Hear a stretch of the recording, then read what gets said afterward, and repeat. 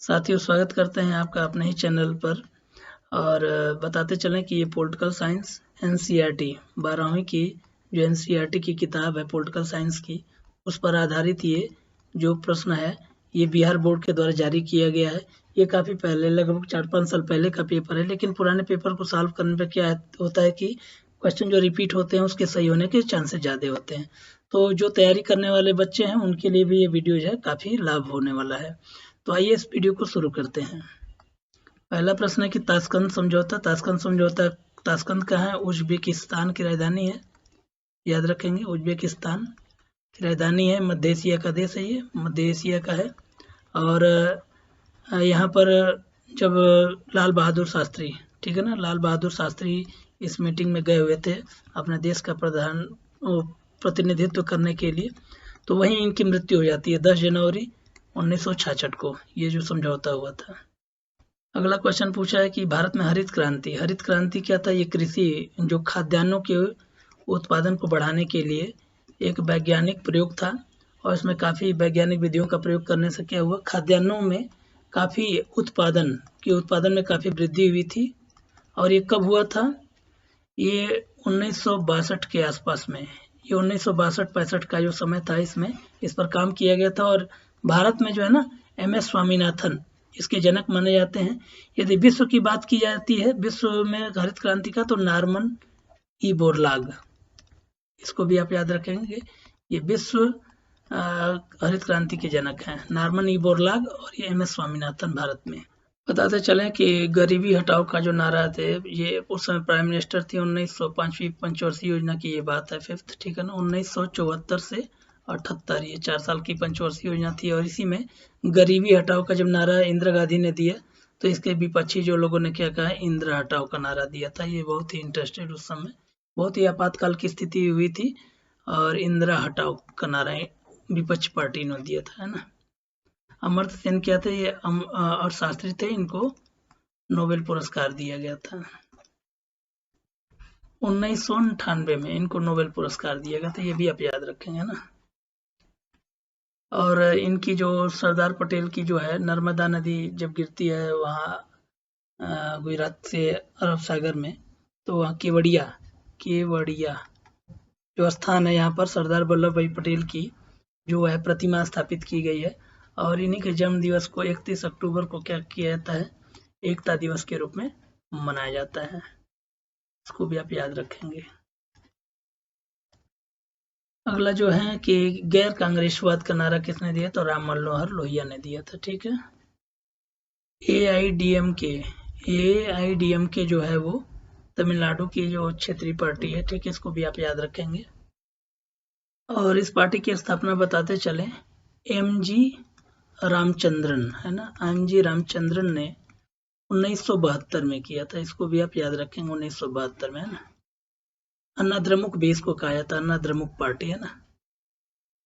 और याद होगा कि जो जयललिता एक बहुत ही प्रसिद्ध वो अभिनेत्री और नेता भी रही है ना, ये इसी पार्टी से जुड़ी हुई थी।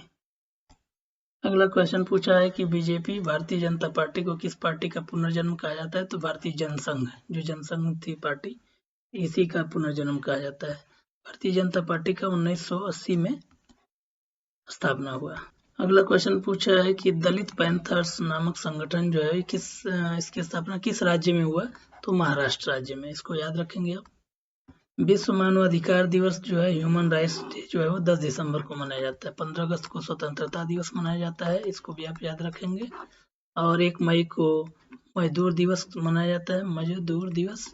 26 जनवरी को गणतंत्र दिवस। चलिए बताते चलें कि 1990 में सोवियत सबसे पहले जो अलग हुआ था वो ये यूगोस्लाविया हुआ था, और फिर बाद में ये और कई छोटे छोटे देशों में टूटा। आइए दृष्टि डालते हैं। यूगोस्लाविया में अब वर्तमान में Croatia, Serbia, Montenegro, Macedonia, Bosnia और हर्जेगोविना, इतना जो है वो शामिल है।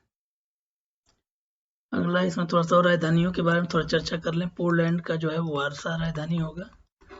जर्मनी का जो होगा वो बर्लिन होगा, बर्लिन। अल्बानिया का जो राजधानी है वो तिराना है।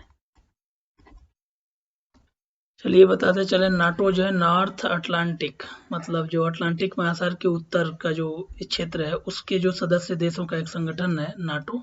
तो इसमें ये सब देख सकते हैं, ये तीनों एशिया के हैं, तो ये ब्रिटेन जो है इसका सही उत्तर होगा। ब्रिटेन है, अमेरिका है, कनाडा है। इसी तरीके से जो अटलांटिक महासागर के आसपास के देश हैं सब इसमें सदस्य देश हैं। तो बता दें, ये देखिए इसका उत्तरी अटलांटिक संधि संगठन इसका फुल फॉर्म है नॉर्थ अटलांटिक ट्रीटी ऑर्गेनाइजेशन। अभी हमने बताया था आपको 4 अप्रैल 1949 को इसकी स्थापना हुई। इसका जो वह हेडक्वार्टर है बेल्जियम के ब्रुसेल्स में है ना। और वर्तमान में इसमें कुल कितने देश हैं? 30 देश हैं। अगला क्वेश्चन पूछा है कि वारसा की संधि बताया। अभी वारसा जो है पोलैंड की राजधानी है और इसकी जो संधि हुई थी 1955 में हुई थी, इसको भी आप याद रखेंगे। तो इसमें जो दिया यूरोपियन यूनियन, क्या है ना, यूरोप के जो कुछ देश हैं वो एक संघ बना के एक यूरोपियन संघ EU एक संघ बना रहे हैं, यूरोपियन यूनियन जिसको शॉर्ट में कहा जाता है। ठीक है, ये जो है 1957 में इसको फॉर्म किए गए थे, इनकी स्थापना की गई थी। रोम की संधि 1958 में हुई थी, उसी समय से इसकी शुरुआत हुई थी। इसकी जो स्थापना maastricht की संधि 1 नवंबर 1993 से ये अपने अस्तित्व में पूर्ण रूप से आ गया और इसके 28 देश थे। अभी एक देश इसमें से ब्रिटेन जो है वो अलग हुआ है 2020 में। तो इस समय जो है कुल 27 देश हैं यूरोपियन यूनियन में। 1972 का जो शिमला समझौता है वो भारत और पाकिस्तान के बीच में हुआ था। जो फरक्का समझौता है भारत और बांग्लादेश के बीच में 1996 में हुआ था। जो बांग्लादेश है वो कब? 1971 में, 16 दिसंबर 1971 को ये आज़ाद हुआ और पूरी पाकिस्तान से बांग्लादेश बन गया। बताते चलें यूएनओ की स्थापना जो है वो कब हुआ था? तो 24 अक्टूबर 1945 को हुआ था। ठीक है ना। कहाँ हुआ था? तो ये अमेरिका में हुआ था, USA में। इसको भी आप याद रखेंगे। सैन फ्रांसिस्को जगह का नाम है, सैन फ्रांसिस्को कोलंबिया जो राज्य है।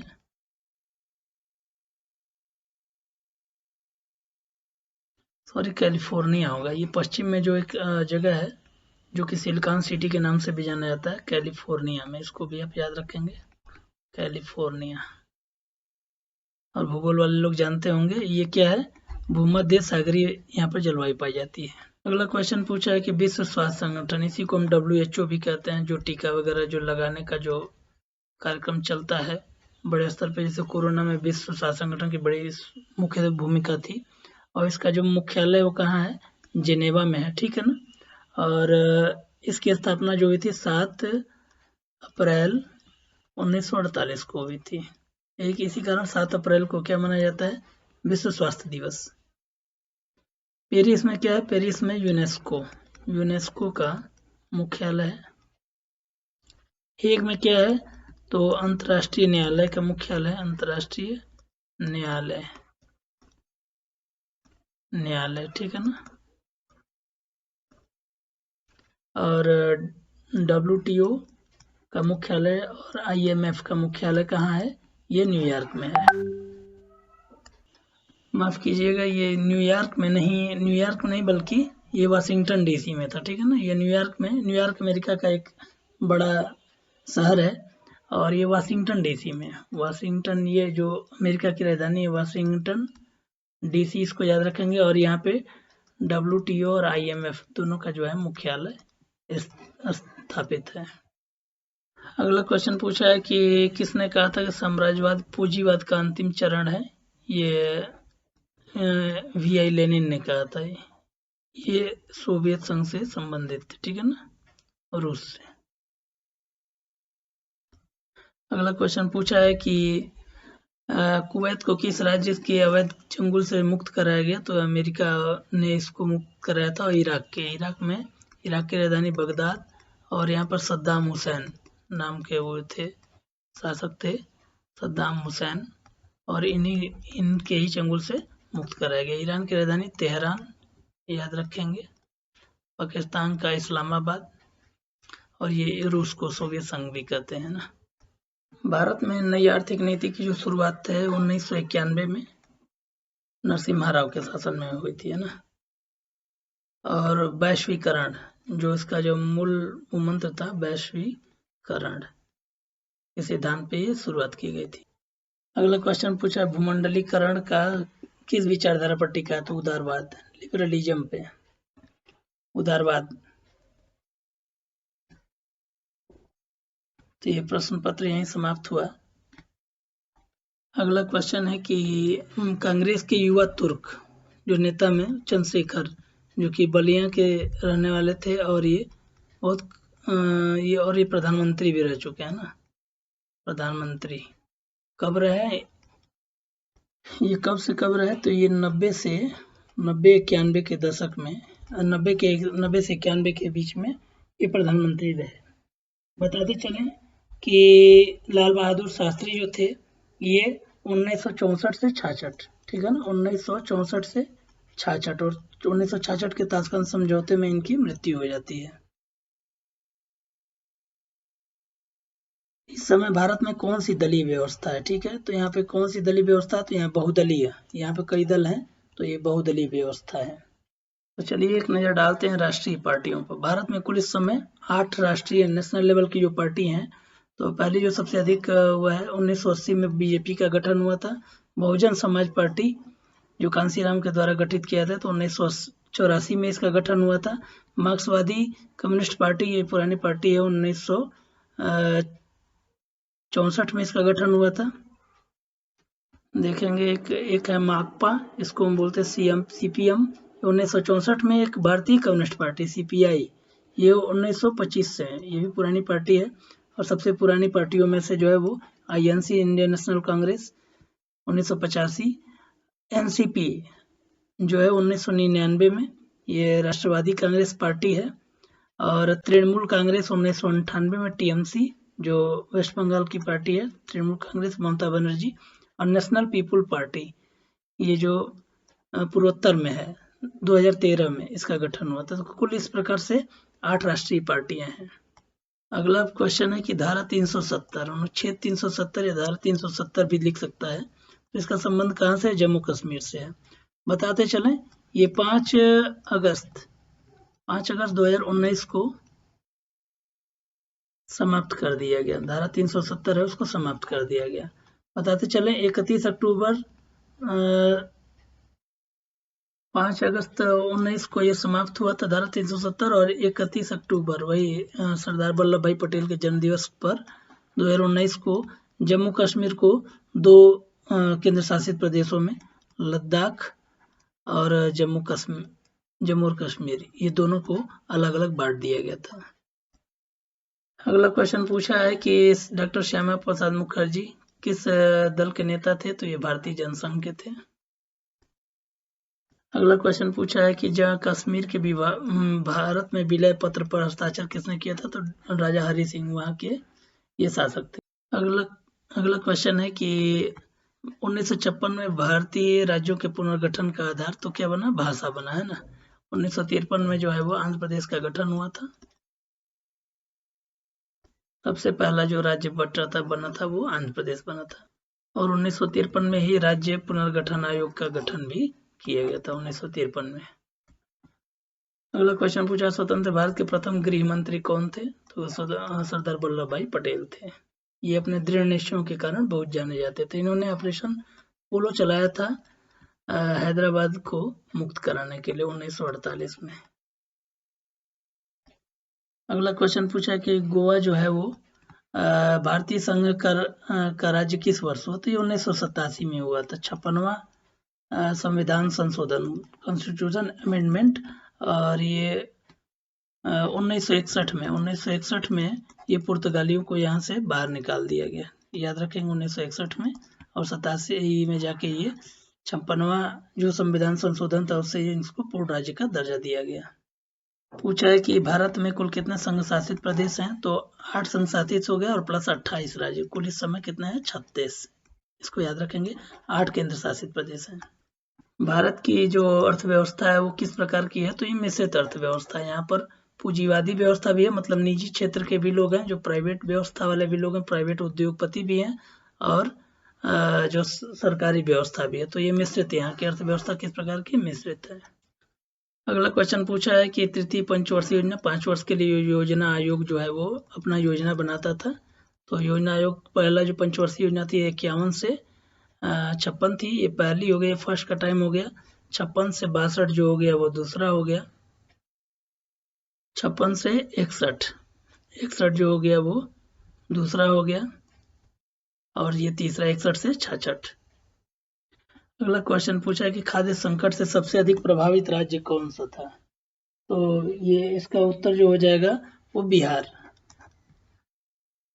अगला पूछा है कि पंचशील सिद्धांत का जो प्रतिपादन है वो किसने किया था। तो ये जवाहरलाल नेहरू ने, और चीन ने बता दें 1962 में इस सिद्धांत को तोड़ा था। और जो पंचशील सिद्धांत था ये विदेश नीति का बहुत आधार स्तंभ हुआ करता था, ठीक है ना, इसको याद रखेंगे पंचशील। अगला क्वेश्चन पूछा है कि किसने कहा था कि हम संयुक्त राष्ट्र के बिना आधुनिक विश्व की संकल्पना नहीं कर सकते। तो इंद्र कुमार गुजराल, ये भारत के प्रधानमंत्री रह चुके हैं 1997-98 में। चंद्रशेखर कब रहे, ये 1990-91 में प्रधानमंत्री रहे, और ये 1966 से 77 तक जो है प्राइम मिनिस्टर रही। ये 66 से 77 तक रही, और ये जो जवाहरलाल नेहरू थे वो 1947 से लेके और 1964 तक ये प्राइम मिनिस्टर रहे, इसको भी आप याद रखेंगे। अगला जो है कि जय जवान जय किसान का नारा किसने दिया था। तो ये लाल बहादुर शास्त्री ने दिया था, ठीक है ना।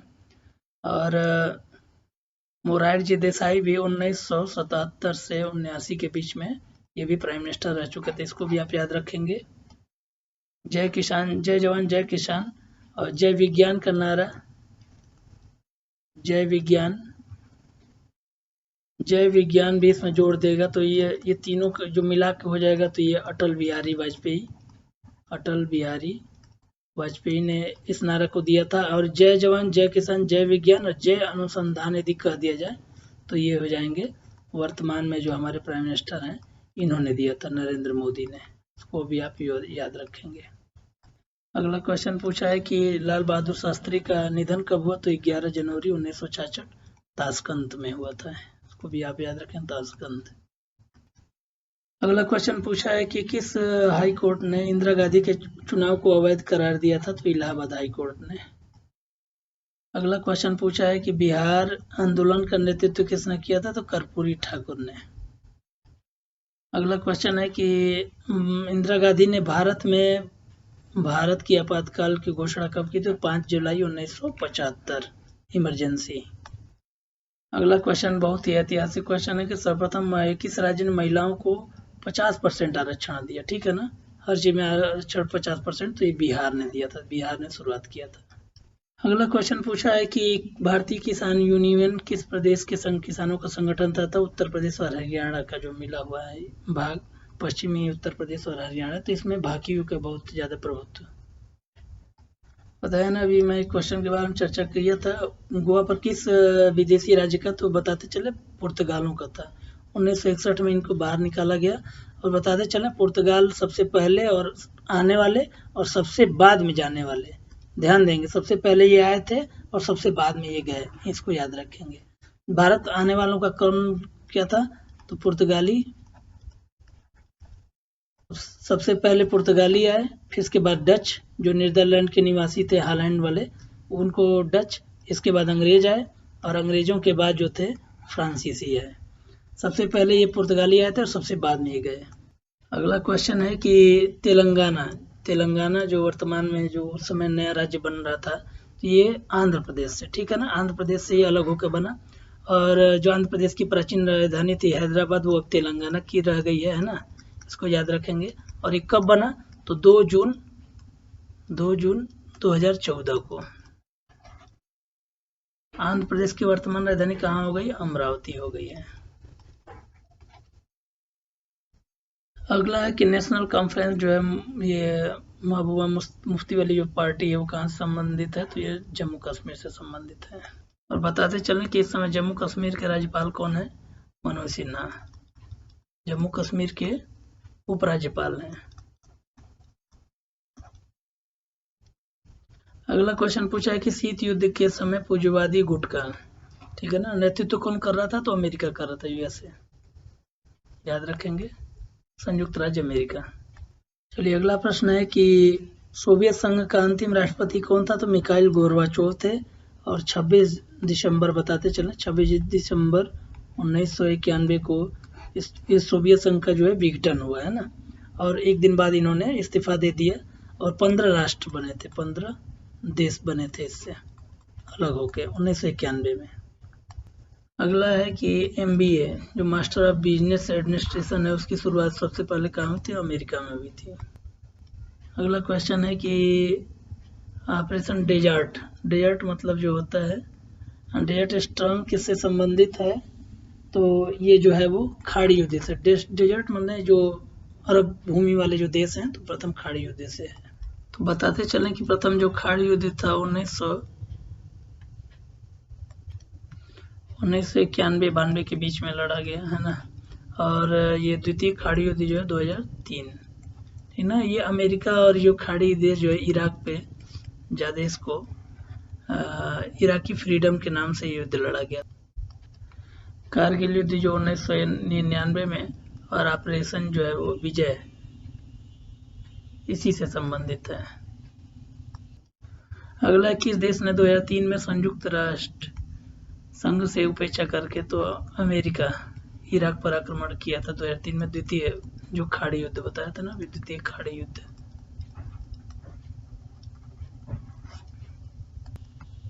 अगला क्वेश्चन पूछा है कि कौन सा दक्षेश का सदस्य नहीं है ना, तो चीन नहीं है। चीन जो है पूर्वी एशिया का देश है, और शेष ये जो है वो 8 देशों का एक समूह है, 8 देश। ये 1985 में इसकी स्थापना हुई थी, काठमांडू में इसका मुख्यालय है।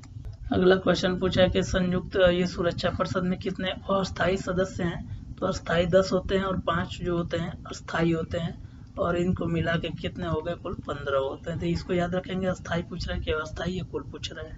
तो चलिए अगला क्वेश्चन है कि अंतर्राष्ट्रीय न्यायालय, बताते चलें कि अंतर्राष्ट्रीय न्यायालय का जो मुख्यालय वो है द हेग, नीदरलैंड की जो राजधानी है यहाँ पे है, और इसमें कुल 15 न्यायाधीश होते हैं, और ये किसके द्वारा चुने जाते हैं? तो महासभा और सुरक्षा परिषद, महासभा प्लस सुरक्षा परिषद मिलके इन न्यायाधीशों का चयन करता है, और इसकी कम से कम जो कितने होने चाहिए रिटायरमेंट की स्थिति में, न्यूनतम जो है 9 होने चाहिए, 9 से ऊपर होने चाहिए, है ना, इसको भी याद रखेंगे। 15 है अभी वर्तमान में। अगला क्वेश्चन पूछा है कि एमनेस्टी इंटरनेशनल का संबंध किससे है? तो मानवाधिकार से होता है, ठीक है ना, ह्यूमन राइट से इसका संबंध है, याद रखेंगे। अगला क्वेश्चन पूछा है कि वैश्विक तापवृद्धि से किस देश को सबसे अधिक खतरा है? तो मालदीव को, इसकी राजधानी है माले। समुद्र के भीतर ये स्थित देश है, इसलिए ज्यादा इसको खतरा है। अगला क्वेश्चन पूछा है कि परंपरागत सुरक्षा नीति का कौन तत्व है? तो ये शक्ति संतुलन, सामूहिक सुरक्षा, गठबंधन बनाना, तो ये सभी हो जाएगा।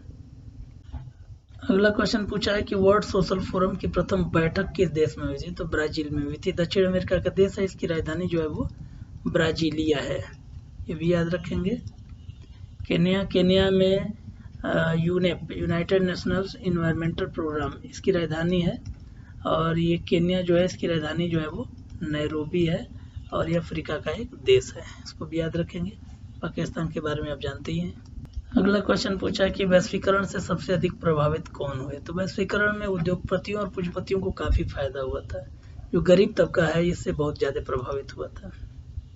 अगला क्वेश्चन पूछा है कि भूमंडलीकरण किन क्षेत्रों को समाहित करता है? तो आर्थिक क्षेत्रों को समाहित करता है, इसको भी याद रखेंगे।